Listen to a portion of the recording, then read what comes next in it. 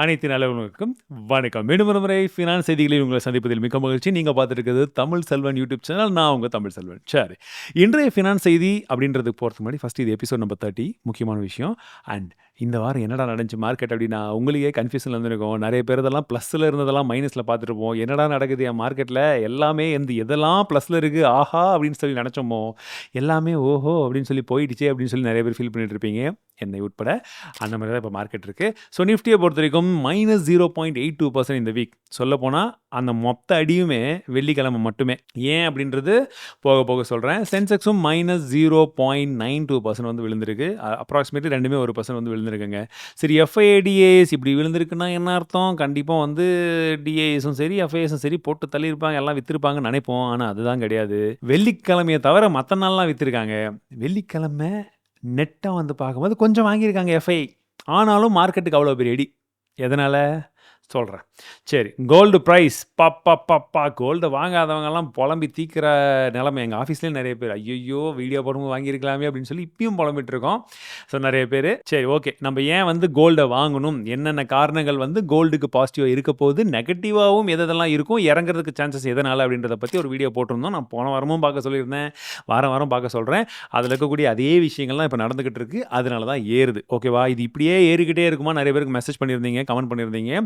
Actually இப்போ இருக்கக்கூடிய அந்த ஜியோ பொலிட்டிக்கல் சுச்சுவேஷன் கொஞ்சம் செட்டில் ஆகும் பொழுது, சாதகமாக மாறும் பொழுது கோல்டு திரும்ப ரிவர்சல் ஆகிறதுக்கான வாய்ப்புகளும் இருக்கும். ஓகேங்களா? புரியாதவங்க அந்த வீடியோ ஃபுல்லாக பாருங்கள், இன்னும் தெளிவாக புரியும். சில்வருக்கும் வீடியோ போட்டிருக்கோம், கோல்டுக்கும் வீடியோ போட்டிருக்கோம். ஏன் சில்வருக்கு சொல்கிறேன்னா, சில்வரும் ரொம்ப முக்கியம். சில்வருடைய ப்ரைஸும் வந்து பார்த்தீங்கன்னா பெருசாக ஏறாட்டியுமே கொஞ்சம் கொஞ்சமாக ஏறிட்டு இருக்கு. நம்ம கண்ணு முன்னாடியே வந்து பார்த்தீங்கன்னா டக்குன்னு டபுள் ஆகிடும். அதையும் நோட் பண்ணிக்கோங்க. சரியா?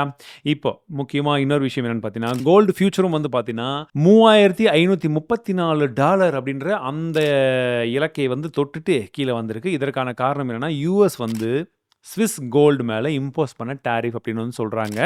ஏன்னா ஸ்விஸ்ல இருந்து நிறைய விதமான கோல்டு பார்ஸ் அமெரிக்காவுக்கு வந்து இம்போர்ட் பண்ணுறாங்க. அதுலேயுமே குறிப்பாக வந்து பார்த்தீங்கன்னா யூஎஸ் ஃபியூச்சர் டெலிவரியை பேக் பண்ணக்கூடிய எல்லா கோல்டுமே ஸ்விஸ் கிட்ட இருந்து தான் வர்றது மேக்ஸிமம். அதனால தான் இந்த ஃப்ளக்சுவேஷன் ரொம்ப அதிகமாக இருக்குது. கிட்டத்தட்ட 39% டேரிஃப் நாங்கள் போடுறோம், நாங்கள் கண்டிப்பாக போட போகிறோம் அப்படின்றது போல் ட்ரம்ப் தமிழில் சொன்னால் இந்த மாதிரி தான் சொல்லியிருப்பாருன்னு நினைக்கிறேன். சரி, டாலர் என்னப்பா ஆச்சு, யூஎஸ்டி ஐஎன்ஆர் அப்படின்னு சொல்லி பார்க்கும்போது ஐஎன்ஆர் ரொம்ப வீக்காக ஆரம்பித்து அதுக்கப்புறம் கொஞ்சமாக வந்து இறங்கியிருக்கு. இந்த வாரம் தான் எப்படி இருக்க போகுது அப்படின்றத கொஞ்சம் பொறுமையாக பார்க்கணும். செக்டர் அப்டேட்ஸை பொறுத்த வரைக்கும் இந்த வாரம் பிஎஸ்யூ பேங்க், மீடியா, மெட்டல் மட்டும் தான் பாசிட்டிவில் இருக்குது.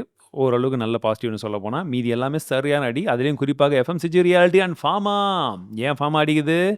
பெரிய அளவில் நாங்கள் உங்களுக்கு டேக்ஸ் போட போகிறோம்னு சொல்லி பெரிய பிளாக்மெயில் பண்ணிகிட்டே இருந்தார். 100% வரப்போது, 200% வரப்போகுது அப்படின்றது போல் இந்த பயத்திலேயே வந்து இன்னும் ஓடிக்கிட்டு இருக்கு. அண்ட் லாஸ்ட் 1 மந்த்லேயுமே வந்து பார்த்தீங்கன்னா கிட்டத்தட்ட எல்லாமே லாஸ்ட் 1 மந்தில் நீங்கள் எந்த செக்டரில் போய் பணத்தை போட்டிருந்தாலுமே நெகட்டிவ் தான். அதுதான் இந்த சார்ட். ஓகேவா? லாஸ்ட் 3 மந்த்ஸில் மட்டும் பிஎஸ்யூ பேங்க், மெட்டல், மீடியா, இந்திய கன்சம்ஷன்லாம் கொஞ்சமாக ஏறி இருக்குது. பட் அப்பயுமே ஐடிலேயோ பிரைவேட் பேங்க்லேயோ எஃப்எம்சிஜிலேயோ போட்டிருந்தீங்கன்னா பணம் நெகட்டிவ்ல தான் இருக்குது. 1 இயருக்கும் எப்படி இருக்குன்றது வந்து பார்க்குறீங்க. சரி ஓகே, இப்போ மிக முக்கியமான முதல் நியூஸுக்கு வந்துடுவோம். That is Trump news.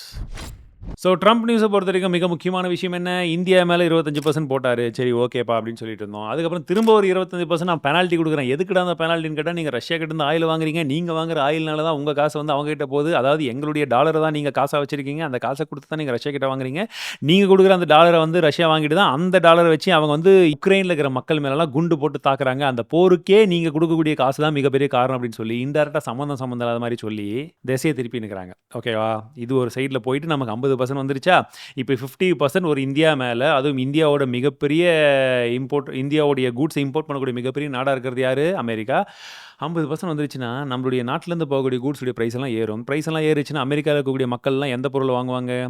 50% price அதிகமாக கிடைக்கக்கூடிய இந்திய பொருளை வாங்குவாங்களா, இல்லை அதை விட கம்மியாக கிடைக்கக்கூடிய மற்ற நாட்டுடைய பொருட்களை வாங்குவாங்களான்னு சொல்லி யோசிச்சு பார்க்கும்போது மற்ற நாட்டுடைய பொருட்கள் தான் வாங்குறதுக்கான வாய்ப்புகள் அதிகமாக இருக்குது. ஸோ இங்கே எக்ஸ்போர்ட் பண்ணவங்களுக்கு, பெரிய பெரிய கம்பெனிகளுக்கு, எக்ஸ்போர்ட் பண்ணக்கூடிய கம்பெனிகளுக்கு லாபம் கம்மியாக இருக்கும். ஸோ இது ஒரு பெரிய அடியாகவும் இருக்கும். அப்போ இதை சார்ந்து மார்க்கெட் பெரிய அளவில் அடி வாங்குறதுக்கான வாய்ப்புகள் இருக்குன்ற ஒரு காரணத்தினாலையுமே மார்க்கெட் கொஞ்சமாக இறங்கியிருக்கு. சரிங்களா? சரி, இன்னொரு சைடில் இந்தியா வந்து நீங்கள் இந்த மாதிரி ட்ரீட் பண்ணக்கூடாதுன்னு சொல்லி அமெரிக்காவில் இருக்கக்கூடிய பெரிய பெரிய தலைவர்கள் கூட சொல்லிக்கிட்டு இருக்காங்க. ஏன்னா இந்தியா கிட்ட நமக்கு ரொம்ப பல வருஷமா கட்டமைக்கப்பட்ட ரிலேஷன்ஷிப் இருக்கு. இத வந்து நீங்க உடனடியா பிரேக் பண்ணக்கூடாது அப்படின்றத போல சொல்லிட்டு இருந்தாலுமே, அமெரிக்கா இந்தியாவ தொடர்ந்து புல்லி பண்ணிக்கிட்டு தான் இருக்காங்க. அதற்கான காரணம் அமெரிக்கால ட்ரம்ப் வந்து பலவிதமான விஷயங்கள சொன்னாரு. நான் தான் இந்தியா, பாகிஸ்தானுக்கு நடுவுல தீர்வ பண்ணேன். நான் தான் வந்து பார்த்தீங்கன்னா, இப்ப ஈராக்குக்கு நடுவுல மத்தியமஸ்த பண்ணேன். நான் தான் வந்து பார்த்தீங்கன்னா, கம்போடியாக்கு நடுவுலயும் தீர்வ வந்து கொண்டு வந்தேன். எனக்கு தான் வந்து பார்த்தீங்கன்னா, நோபல் பரிசு குடுக்கணும் அப்படின்றது போல அவரே வந்து கேம்பெயின் பண்ணிக்கிறாரு. எல்லாமே அவரே சொல்லிப்பாரு. இப்படியெல்லாம் சொல்லினே இருக்கிறாரா? ஆனா யாரையுமே வந்து மக்கள் மதிக்கல. முதல்ல வந்து நான் வந்து ரஷ்யா கிட்ட சொல்லி போர நிறுத்திடுவேன்னாரு. இன்னைக்கு வரைக்கும் நடந்த பாடு கிடையாது. புட்டின அவர் வந்து மதிக்கவே கிடையாது. அப்படின்ற காரணத்தினால இப்ப புட்டின டைரக்ட்டா வந்து அட்டாக் பண்ண முடியாது. வேற வழி கிடையாது. எல்லா சாங்ஷனும் பண்ணியும் அவங்க நாடு வந்து ஓடிட்டு தான் இருக்கு. அப்ப இன்டைரக்ட்லி என்னடா பண்ணலான்னும் போது சைனா கிட்டயும் வந்து ரொம்ப வாலாட்ட முடியல. ட்ரை பண்ணி பார்த்தேன். அவங்க ஒட்ட நறுக்கிட்டாங்க. சரி இந்தியா கிட்ட வந்து கொஞ்சமா வந்து ஆட்டி பார்க்கலாம்னு சொல்லி இப்ப ட்ரை பண்ணிட்டு இருக்காங்க. இதுதான் ரொம்ப டேஞ்சரஸ்ன்னு சொல்லிட்டு இருக்காங்க. ஏன்னா பிரிக்ஸ் அமைப்போட மிக முக்கியமான பங்கே வந்து ரஷ்யா, சைனா அண்ட் இந்தியா இவங்க கிட்ட தான் இருக்கு. இந்த 3 நாடுகளையுமே இப்போ ஒரே டைம்ல யுஎஸ் வந்து எதிர்த்துட்டு இருக்காங்க. அவங்களுக்கு ஆப்போசிட்டா இருக்காங்கன்ற பட்சத்தில் அவங்க 3 நாடுகளும் ஒண்ணா சேர்றதுக்கான வாய்ப்புகள் ரொம்ப அதிகம். அது இப்போ நடக்கவும் போகுது. ஏன்னா இந்திய பிரதமர் மோடி அவர்கள் வந்து பார்த்தீங்கன்னா ஜப்பான் போக போறாரு. ஜப்பான்ல இருந்து சைனால வந்து பேசும்போது புட்டினும் வரப்போறதா ஒரு தகவல் வந்திருக்கு. ஸோ 3 நாடுகளும் சேர்ந்து பேச போறதா தகவல் இருக்கு. அது இந்த அமெரிக்காக்கு எதிரான ஒரு சில விஷயங்கள வந்து பத்தி பேசுறதுக்கும், இந்த டாரிஃப்க்கு எதிரான ஒரு சில விஷயங்கள கொண்டு வரதுக்கும் ஒரு மிகப்பெரிய முடிவாக அந்த டைம்ல இருக்குன்றத போல சொல்லிட்டு இருக்காங்க. இன் பிட்வீன்ல அஜய் டோவல் வந்து பார்த்தீங்கன்னா, இந்த வாரமே லாஸ்ட்டா வந்து ரஷ்யா போயிட்டு புட்டின மீட் பண்ணிலாம் பேசியிருக்காரு. பிளஸ் புட்டின் வந்து இந்தியாவுக்கு வருவதற்கான வாய்ப்புகளும் இப்ப இருக்குன்னு சொல்லிட்டு இருக்காங்க. இன்னும் கன்ஃபர்மேஷன் ஆகல. ஸோ இது எல்லாமே இந்தியாவை நோக்கி உலக நாடுகளுடைய பார்வை வந்து திருப்பி இருக்கு. பிளஸ் இந்தியாவுக்கு பலவிதமான சாதகமான அம்சங்கள் வருவதற்கான வாய்ப்புகளும் இருக்கு. ரஷ்யா வந்து இன்னும் அவங்களுடைய அதிகமான சப்போர்ட் வந்து இந்தியாவுக்கு கொடுக்கறதுக்கான வாய்ப்புகளும் இருக்கு. S-400 அப்படின்றது போல அந்த லேட்டஸ்ட்டாக இருக்கக்கூடிய அந்த இப்போ நம்ம யூஸ் பண்ணோம் இல்லைங்களா, டிஃபென்ஸ் சிஸ்டம் ரஷ்யா கிட்ட இருந்து வந்து இப்போ பாகிஸ்தானுக்கு எதிராக ஆப்ரேஷன் சிந்தூரில் யூஸ் பண்ணோம் இல்லைங்களா, அதெல்லாம் வந்து நம்ம கேட்டது 5 வந்தது 3 தான். இன்னும் 2 பெண்டிங் இருக்கு. இன்னும் நிறைய வாங்குறதுக்கான வாய்ப்புகள் கூட இருக்கு. அவங்க இன்னும் கம்மி பண்ணி கொடுக்கறதுக்கான சான்ஸும் இருக்கு. இந்த பிரச்சனைனால நமக்கு இந்தியா சப்போர்ட் பண்ணணும்னு சொல்லிட்டு ரஷ்யா மேபி பண்ணலான்ற மாதிரி ஒரு வாய்ப்புகளும் இருக்கு. இன்னொரு சைடில் சைனா என்ன பண்றாங்கன்னு பார்த்தீங்கன்னா, இந்த மாதிரி நீங்கள் எந்த ஒரு நாடையும் புள்ளி பண்ணி நீங்கள் உங்களுடைய விஷயத்தை அவங்க மேலே திணிக்கக்கூடாதுன்றது போலையும் ஒரு ஸ்டேட்மெண்ட் வந்திருக்கிறதா ஒரு தகவல் வந்து பார்த்தேன். ஸோ எல்லாருடைய குரலும் அமெரிக்காவுக்கு எதிராக ஒன்றுபட்டு பேசும்பொழுது இன்னும் இது ஒரு பெரு சக்தியாக வளர்வதற்கான வாய்ப்புகள் இருக்குது. அதற்கான சின்ன முன்னோட்டம் என்னென்னு பார்த்தீங்கன்னா, பிரேசிலில் போயிட்டு மோடி அவர்கள் பேசிட்டு இருக்கும்போது அங்கே பிரேசிலுடைய தலைவர்கள் வந்து அமெரிக்காவுக்கு எதிராக நம்ம வந்து குரல் கொடுக்கணும் அப்படின்னு சொல்லி டேரெக்டாகவே வந்து சவாலை வந்து விட்டுருக்காங்க. இந்த மாதிரி பல நாடுகள் இந்தியா பக்கமும் இந்தியா, சைனா, ரஷ்யா பக்கமும் சேருவதற்கான வாய்ப்புகள் ரொம்ப பிரகாசமாக ரொம்ப அதிகமாகவே இருக்குது. அடுத்த ஒரு சில நாட்கள் வாரங்கள் பயங்கர இன்ட்ரெஸ்டிங்காக வந்து போகும்போது பி கேர்ஃபுல். அதே போல் ஸ்டாக் மார்க்கெட் ரொம்ப ஃப்ளக்சுவேஷனாக தான் வந்து இருக்கும். எப்போ ஸ்டாக் மார்க்கெட்டில் நம்பிக்கை குறையுது, ஒரு ஸ்டெபிலிட்டி இல்லையோ அப்போ கோல்டு சில்வருடைய ப்ரைஸ் ஏறும்.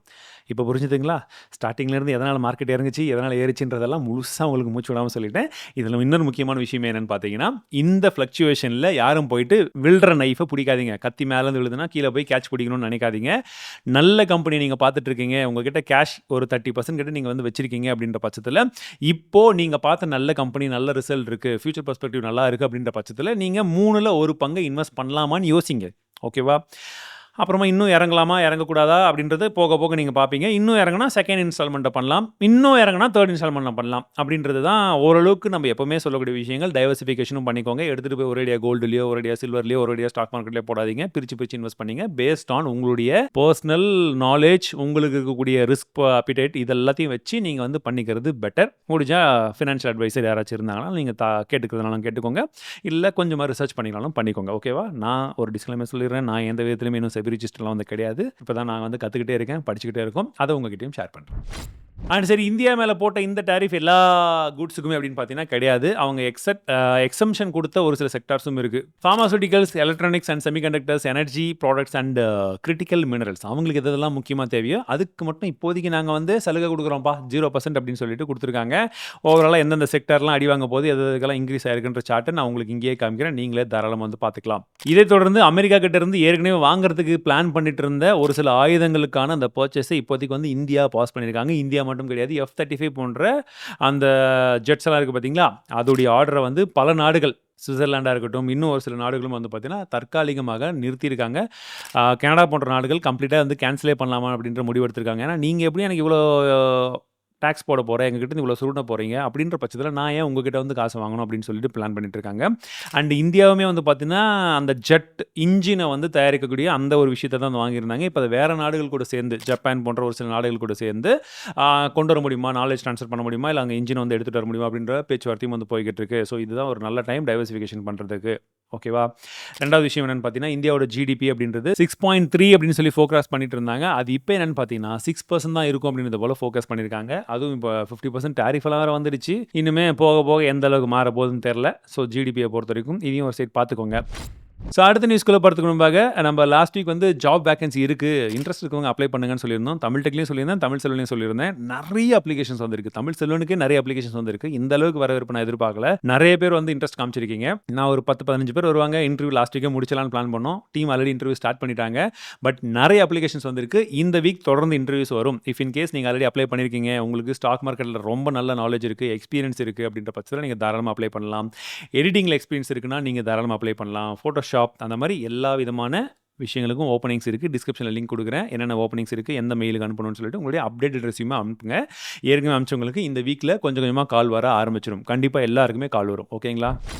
சரி, இன்னொரு சைடில் MSCI குளோபல் ஸ்டாண்டர்ட் இண்டெக்ஸில் வந்து பார்த்தீங்கன்னா ஒரு சில இந்திய கம்பெனிகள் உள்ளே போக போகுது, வெளியில் வரப்போகுது. எந்த கம்பெனிகள்லாம் உள்ளே போக போதோ அதுக்கான இன்வெஸ்ட்மெண்ட்ஸ் வந்து கொஞ்சம் அதிகமாக வருவதற்கான வாய்ப்புகள் இருக்குது. வெளியில் போகிற கம்பெனிகளில் இன்வெஸ்ட்மெண்ட்ஸ் வந்து வெளியே எடுக்கிறதுக்கான வாய்ப்புகள் இருக்குது. ஸோ அதனால் இது என்றைக்கு வந்து எக்ஸிக்யூஷன் ஆகுதோ அப்போது இந்த கம்பெனிகள் வந்து இன்வெஸ்ட்மெண்ட் வருது அப்படின்னா ஏறும், இன்வெஸ்ட்மெண்ட் போகுது அப்படின்னா கொஞ்சமாக இறக்கிறதுக்கான சான்சஸ் இருக்குது. ஓகேங்களா? என்னென்ன கம்பெனிஸ் நீங்களே பார்த்துக்கலாம். இந்தியன் கம்பெனிஸ் ஆட் ஆகிறது வந்து ஸ்விக்கி, விஷால் மெகாமார்ட், இத்தாச்சி எனர்ஜி, வார் எனர்ஜிஸ். அதே போல் வெளியில் போகிற கம்பெனின்னு பார்த்தீங்கன்னா Thermax and Sona, BMW, Precision. இது எப்போ எஃபெக்டிவாக வருதுன்னு பார்த்தீங்கன்னா ஆகஸ்ட் 26 அண்ட் இந்த வாரம் ஆர்பிஐயோட மீட்டிங் இருக்குன்னு சொல்லியிருந்தேன். ஆர்பிஐ மீட்டிங்கில் என்னப்பா பண்ணாங்க, ரெட் கட் பண்ணாங்களான்னு கேட்டிங்கன்னா கிடையாது, ரெட் கட் பண்ணல. அதே போல் அவங்களுடைய ஸ்டான்ஸும் வந்து பார்த்தீங்கன்னா இந்த வாட்டி நியூட்ரல் ஸ்டான்ஸ் தான் வந்து இருக்குது. மேபி அடுத்த வாட்டி எப்படி இருக்குது என்ன இருக்குன்றதை பொறுத்து இறக்கலாமா வேணாமான்னு டிசிஷன் எடுத்துக்கலான்ற முடிவில் வந்திருக்காங்க. அதே போல் இன்ஃப்ளேஷன் எந்த அளவுக்கு இருக்குன்னு பார்த்தீங்கன்னா இப்போ 3.1% தான் இருக்குது. ப்ரிடிக்ட் பண்ணதை விட ஓரளவுக்கு கம்மியாகவே இருக்குன்றத போலையும் சொல்லியிருக்காங்க.